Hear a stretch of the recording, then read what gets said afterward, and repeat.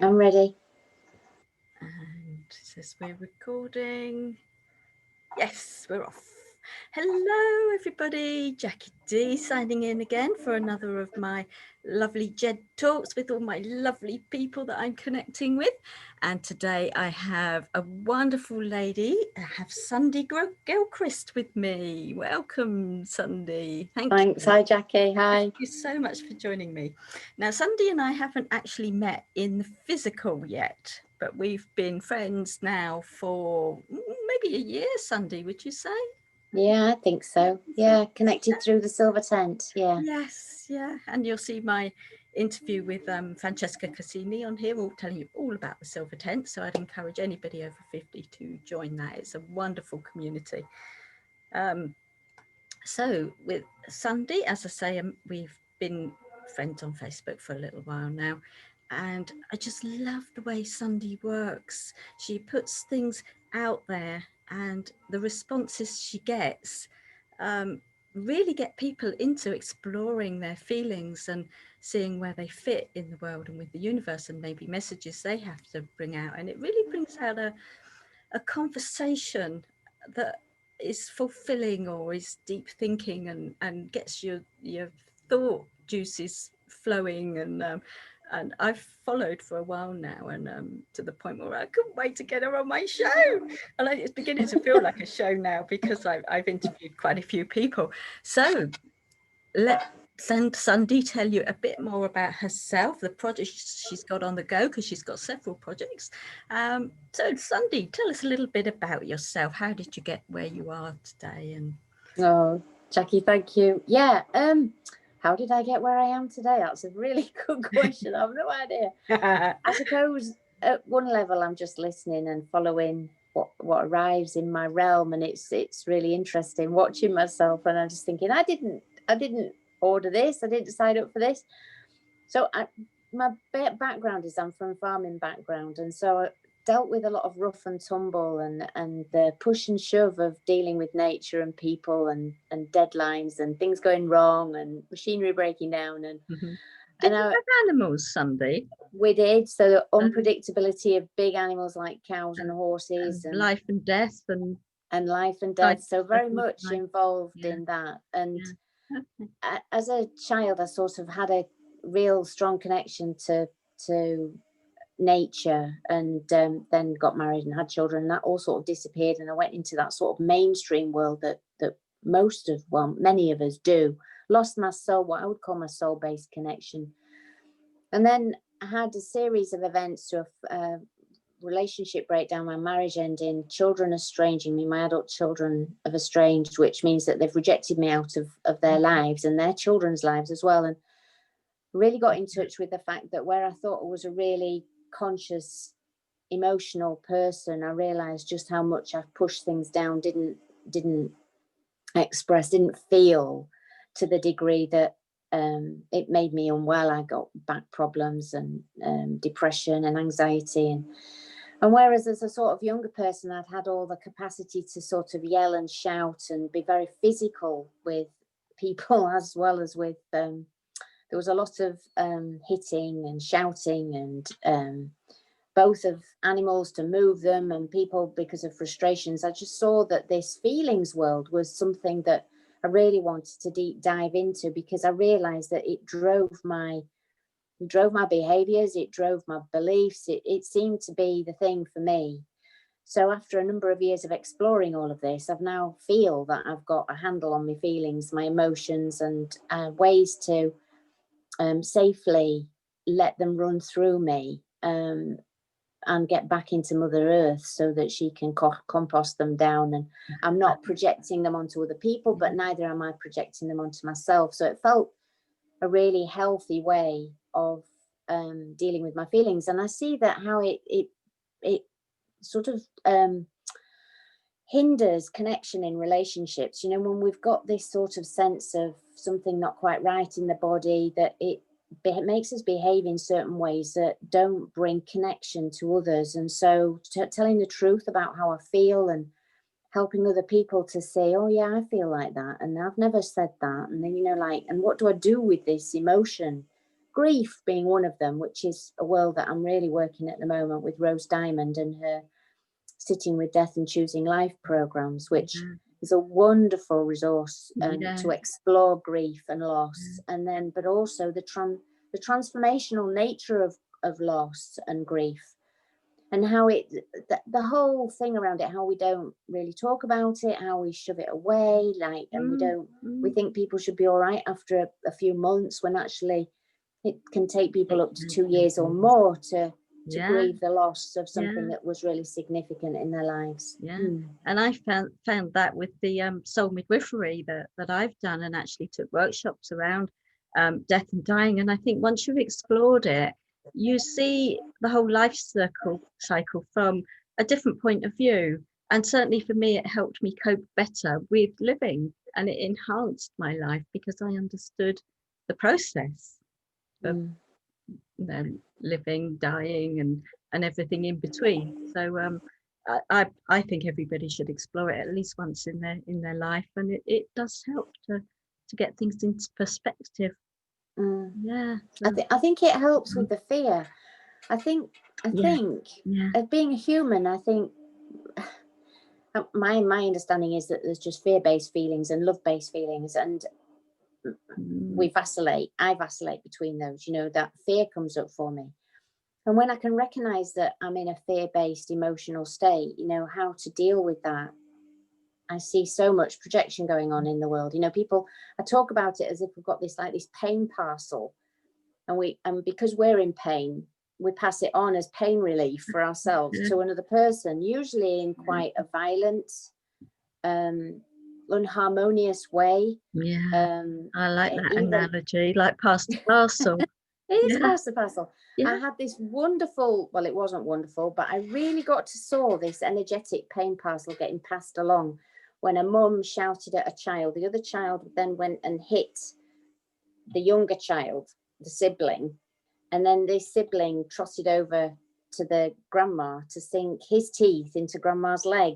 And I just saw this cycle. Anyway, grandma was wise enough to not pass it on anymore, just saw it for what it was this energetic anger parcel getting passed along 3 people and then being stopped by the wise elder, which is what I think the other project that I've got on the go is, how do we get wise elders into what I would call something like soul-based schools, where when I was a child, when you come out of schooling, you think, well, they didn't teach me about this and they didn't teach me about that, and all these sort of feelings, relationship work, because for me, relationships are the absolute key.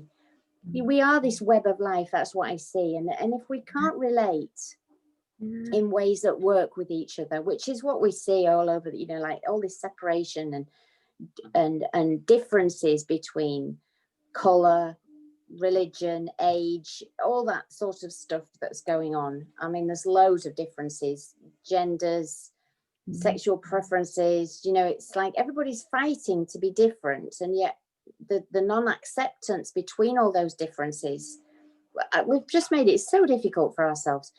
So to actually get in with the younger people, the elders getting, who have got this, like, pennies have dropped, and we think, oh yes, can see the ways through all this disconnect and this disharmony, for the elders to get in with the youngers, to get in with the younger people into these soul schools, teaching them about relationship skills, teaching them about emotional feelings, how they deal with that charge that comes into their body when somebody nicks their best toy and runs off with it, going, ha, ha, ha, ha.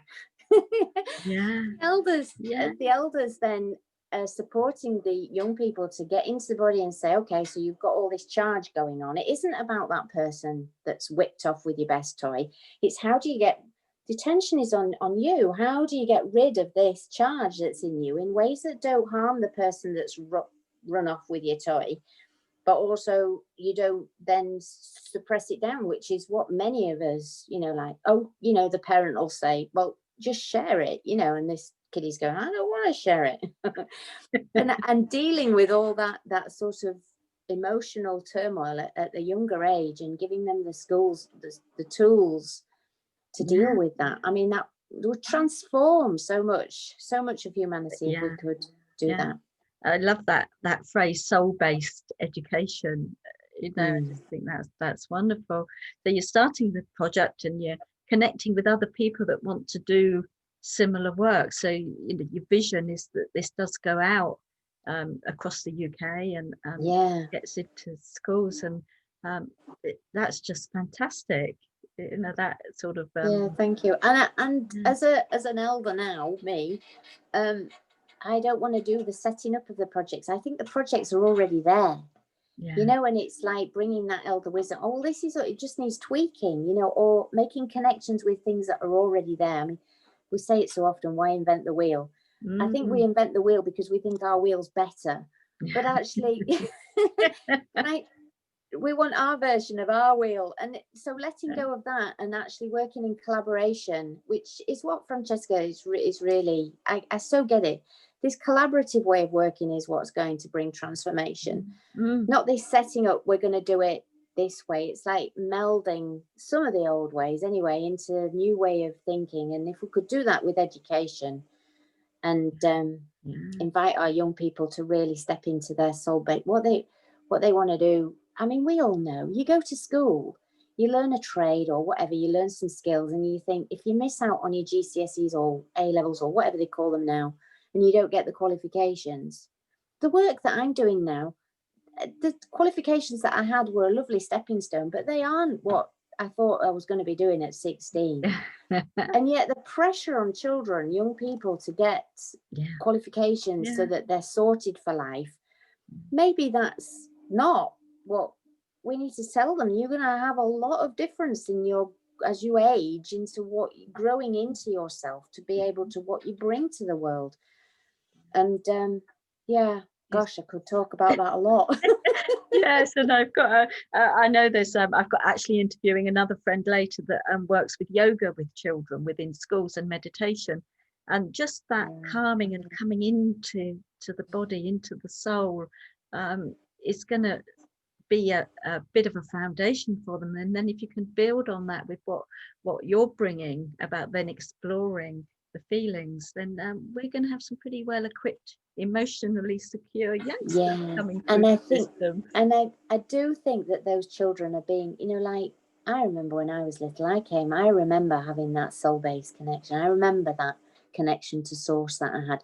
And when I had grandchildren born, I saw them still in that place of connection to all things in time and space. I saw that. And then come 2, come 3, come 4, that slowly slips away, and then they get into the programmed ways of being and being spit out at the other end as something that they think they should be rather than what they think they are. And then that tussle, for me anyway, in midlife, where I thought, this doesn't feel right, and now I'm more in alignment with who I am. And it's strange, the people who I was in connection with possibly thought, she's lost the plot, she's wacky, she's whatever, because I didn't fit in that realm anymore, and I've gone into this more of who I truly am. And it for me, it was very scary, that sort of coming out into that being truthful to what I say and how I feel,